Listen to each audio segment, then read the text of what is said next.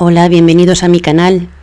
En este vídeo vamos a descubrir quién es el autor de uno de los textos más extraños del mundo, un texto conocido como el manuscrito Voynich. Pero también en este vídeo se van a desvelar las bases sobre las que se sustenta la ciencia oficial que conocemos hoy en día. En el año 1912, el conocido como manuscrito Voynich llegó a las manos de Wilfrid Voynich, del que lleva su nombre.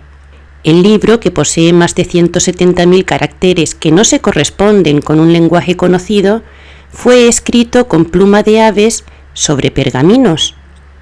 Los pergaminos son la piel de los animales o de las personas que han sido previamente sacrificadas. Tal es el caso también de las bulas papales que han sido escritas sobre la piel de bebés sacrificados, o también los manuscritos encontrados en el Mar Muerto, conocidos como los manuscritos de Qumran.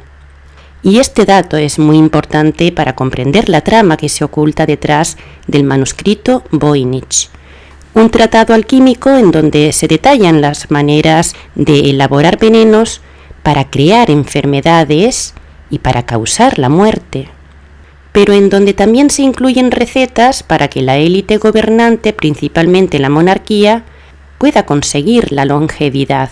Hay ilustraciones de mujeres desnudas que toman baños rejuvenecedores, mujeres pertenecientes a la realeza puesto que portan coronas. Tampoco falta la ilustración de vasos de cristal de los alquimistas, porque en aquella época el veneno era la manera más fácil de eliminar a los rivales, y este veneno se extraía de determinadas plantas. Por este motivo, en el manuscrito Voynich se encuentran secciones que detallan las propiedades de las plantas, de sus hojas y de sus raíces, y la parte exacta que debía ser extraída, así como los líquidos tóxicos que debían inyectarse a dichas plantas para que éstas fueran realmente venenosas.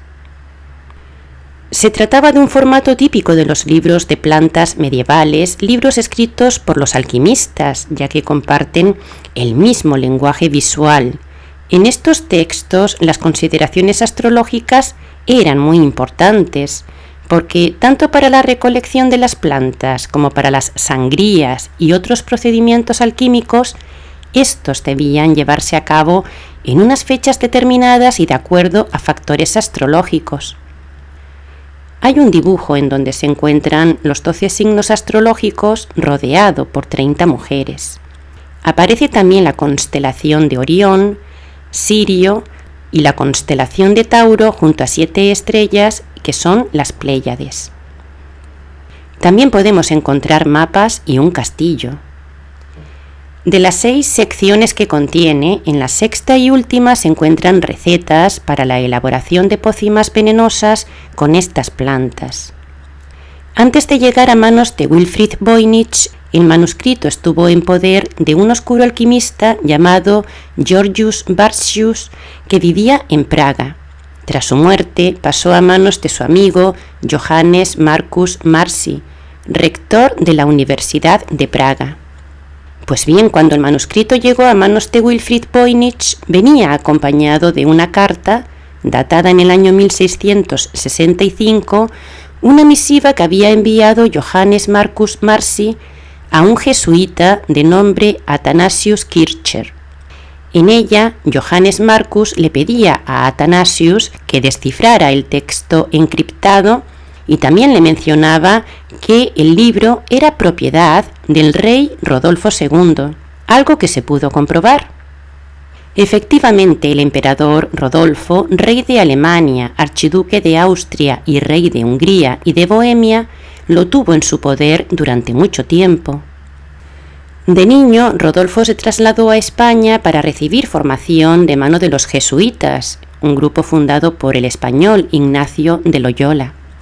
Los jesuitas le introdujeron en la alquimia, las matemáticas y la astrología, entre otras ciencias. Y cuando su formación fue completada, acompañado de don Juan de Austria y de un grupo de eruditos jesuitas, Rodolfo regresó a Alemania, siendo posteriormente nombrado emperador de Alemania y recibiendo además la corona de Hungría y de Bohemia. Como emperador del Sacro Imperio Romano Germánico, Rodolfo trasladó la capital del imperio a Praga, un lugar de concentración de alquimistas, matemáticos y astrólogos. En su corte había innumerables alquimistas que podían fabricar oro con la ayuda de sus aparatos, podían crear poderosos venenos que mataban al instante o elaborar pócimas mágicas para conservar la juventud. Y su residencia oficial, el castillo de Radcani, se convirtió en el centro más importante de todo el mundo en cuanto a alquimia y a rituales satánicos. De igual manera, la ciudad de Praga se convirtió en el lugar de promoción de numerosos eruditos religiosos que sentaron las bases de la ciencia moderna al haber tenido acceso a los documentos antiguos. Y entre ellos se encontraba Johannes Kepler, quien trabajó para el emperador como alquimista, pasando a la historia por sus cálculos matemáticos sobre el movimiento de los planetas y sobre sus órbitas. Tiempo después, Isaac Newton se basó en las teorías de Kepler para formular la ley de gravitación universal, una ley atribuida al mismo Newton, cuando en realidad toda esta información se encontraba recogida en antiguos manuscritos. Rodolfo no solo tenía en su poder el manuscrito Voynich, sino muchos más tesoros antiguos, para los que creó una sala expresamente con el objetivo de guardar esos tesoros lejos del alcance de los profanos. Entre sus pertenencias se encontraba la vara de Moisés, el cuerno de un unicornio y la copa de ágata que la tradición considera el auténtico Santo Grial. El emperador adoptó el calendario gregoriano ya que sus astrólogos descubrieron errores en el calendario juliano, que había errado en varios años, además de haber omitido el año cero, porque para que los rituales alquímicos fueran efectivos, las condiciones astrológicas debían ser exactas. Rodolfo también tenía en su poder otro manuscrito datado en el siglo XIII y conocido con el nombre de Codex Gigas, lo cual se traduce como el libro gigante, ya que pesa 75 kilos.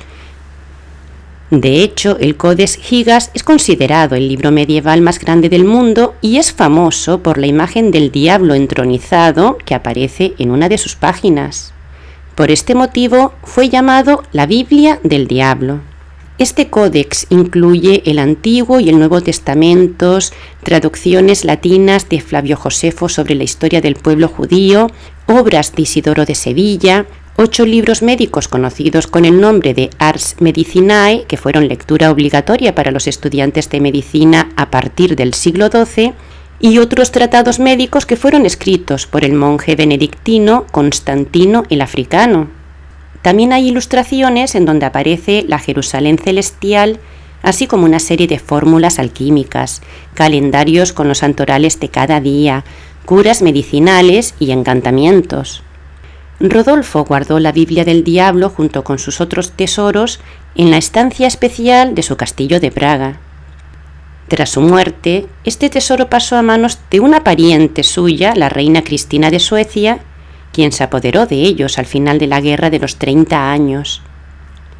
La reina de Suecia había adoptado el lema de «La sabiduría es el pilar del reino», por lo que mandó construir un observatorio en su palacio y contrató a astrónomos jesuitas que le habrían de informar acerca de los factores astrológicos adecuados para la elaboración de sus pócimas alquímicas.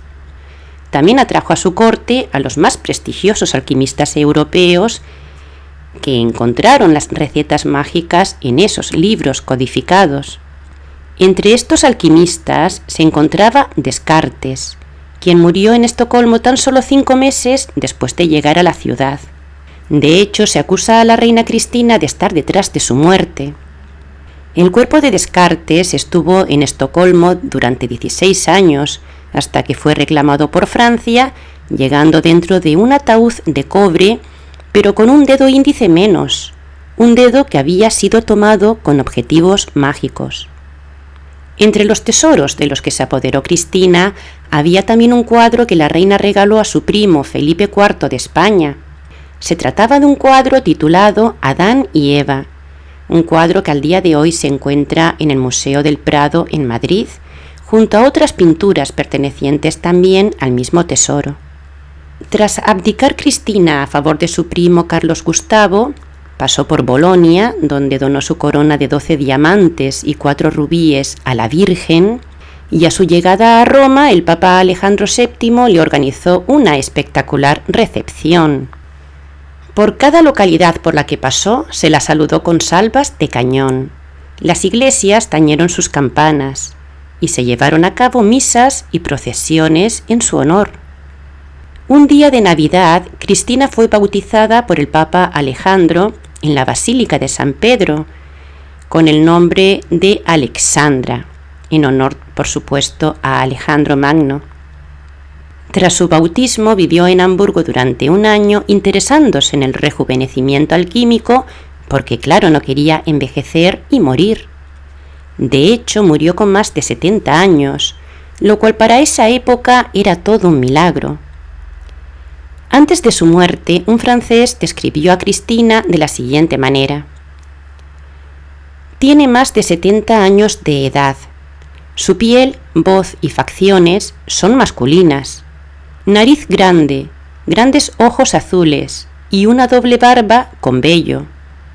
Su indumentaria se compone de una chaqueta masculina ajustada y un calzado masculino. Porque realmente Cristina no era una mujer, sino que era un hombre. Por este motivo, este hombre vestido de mujer fue el que estuvo a la cabeza de la Guerra de los 30 años, cuyo objetivo era el de apoderarse de las pertenencias de Rodolfo. Por supuesto, entre este botín también se encontraba la Biblia del Diablo y el manuscrito Voynich. Aunque el manuscrito Voynich fue elaborado en el siglo XV, su autor estaba simplemente copiando de forma literal otros textos más antiguos, datados en el siglo XIII. Porque fue en el siglo XIII cuando tanto la Biblia del Diablo como el manuscrito Voynich fueron creados, y su autor es bien conocido por todos, ya que nos lo mencionan en las escuelas y en las universidades, donde es alabado como un gran científico, como el precursor de la ciencia moderna. Se trataba de una persona que abogaba porque en el estudio de la ciencia debía incluirse la alquimia y la astrología. Su nombre es Roger Bacon, un fraile franciscano y alquimista conocido con el apodo de El Brujo. Por este motivo, al manuscrito Voynich también se le llamó el manuscrito de Roger Bacon. Estamos hablando de unos conocimientos que tan solo circulaban entre los monjes de clausura, quienes debían trabajar todo el día en la traducción de estos antiguos textos, muchos de ellos encriptados. Porque se trataba de una ciencia religiosa y monástica en la que solo los religiosos tenían acceso a esos documentos. El nombre de Roger Bacon aparece en la carta adjunta que se encuentra en el manuscrito Voynich, en donde Johannes Marcus Marci le cuenta al jesuita Athanasius Kircher que en la corte del rey Rodolfo se atribuía la obra a Roger Bacon. Alquimista, matemático y astrólogo, Roger Bacon experimentó con las lentes de aumento y por este motivo en el manuscrito Voynich se muestran formas que tan solo se pueden ver a través de un microscopio. Trabajó bajo las órdenes de su amigo el Papa Clemente IV, que era quien le encargaba los trabajos, entre los que se encuentra su obra más conocida, titulada el Opus Maius, una obra escrita completamente en latín. Sus más de 800 páginas tratan sobre ciencias naturales, gramática, lógica, matemáticas, física o filosofía. También habla de alquimia, de la fabricación de la pólvora o de las posiciones y tamaños de los objetos celestes. En esta obra Roger Bacon anticipa invenciones como el microscopio, el telescopio, las gafas, las máquinas voladoras, los sistemas hidráulicos o los barcos de vapor. En ella recomienda determinados alimentos, baños, ejercicio físico y remedios alquímicos para conservar la juventud. Y también asegura que la teología, y en particular las Sagradas Escrituras, son la base de todas las ciencias. Humberto Eco se inspiró en él para crear al protagonista de su novela El nombre de la rosa, en donde la rosa es el símbolo de una estirpe real, poseedora del Santo Grial. Como prueba de sus conocimientos alquímicos, Roger Bacon falleció a la increíble edad de 80 años, en una época en la que la esperanza de vida era de 40. Pero en aquella época las pestes estaban tan extendidas que muchos morían en la más tierna infancia. En el Opus Maius se dan las medidas higiénicas que la élite gobernante debía seguir para no contagiarse con las pestes provocadas por ellos. Pestes que mataron a millones de personas en un plan de genocidio mundial. Estas pandemias alquímicas que salieron de las cortes de los reyes sentaron las bases para los experimentos que los nazis llevaron a cabo durante la Segunda Guerra Mundial, porque quien realmente había inspirado a Roger Bacon había sido el mismísimo Satanás. En el manuscrito Voynich hay rastro de unas palabras que fueron escritas y luego borradas. Con la ayuda de algunos productos químicos se consiguió que aparecieran 3 palabras que eran 3 firmas. La primera era la firma de Jacobo Sinapius, que era un alquimista de la corte del rey Rodolfo. Y la tercera firma es bien curiosa, ya que dejó el siguiente texto: la serpiente antigua de gran sonrisa. La serpiente antigua, también conocida como el diablo o Satanás, es el Anunnaki conocido con el nombre de Enki. Enki dejó a sus escribas todos estos conocimientos en antiguos manuscritos egipcios que fueron traducidos y luego encriptados. Estos documentos tan solo circulaban en manos del linaje de sangre real procedente del rey David, un linaje del que descendía tanto Rodolfo como Cristina, como la reina Isabel I de Inglaterra.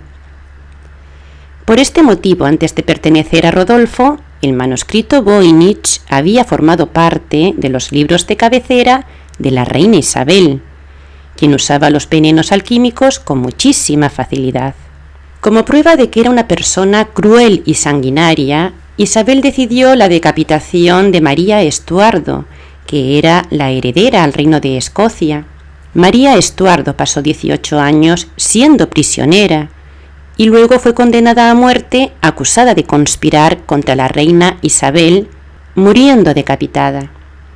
Una práctica habitual en su familia en aquella época para eliminar a los contrincantes, porque de igual manera, tiempo atrás, el mismo padre de Isabel, Enrique VIII, había mandado decapitar a la madre de Isabel, Ana Bolena.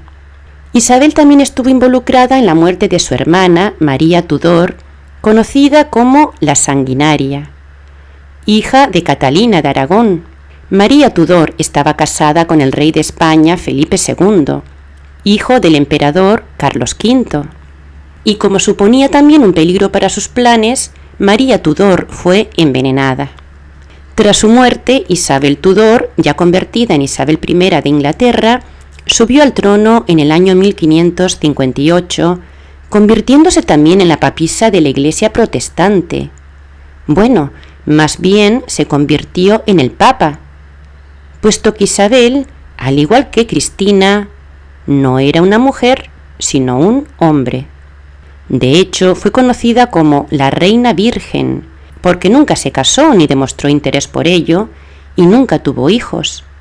Pero eso sí, con sus pócimas mágicas había conseguido alargar su vida, muriendo a los 70 años de edad, cuando ya hacía mucho tiempo que sus leales consejeros habían fallecido.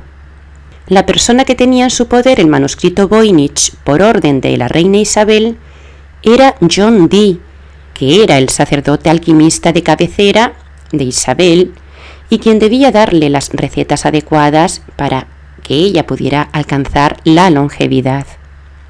John Dee consiguió descifrar el lenguaje de este libro y llamó a su escritura lengua enoquiana, en relación a Enoc, quien subió al cielo en una nave espacial y luego regresó con instrucciones, mapas y planos.